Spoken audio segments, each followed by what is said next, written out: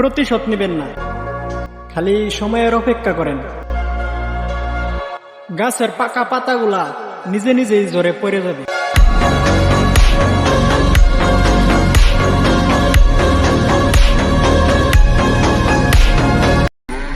আগে মানুষ মারা গেলে কুরআন তেলাওয়াত করত, কাছে বসে পড়তো, আর এখন মারা গেলে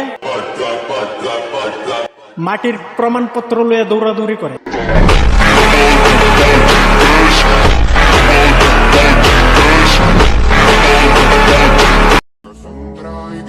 পানি খাইবা যদি গ্যালেস দাই খাইবা, বেসলিরে বুতলো কেন রাখছো? ভালোবাসবা যদি মা বাইরে বাসবা, মেয়েদের মাঝে কি রাখছো?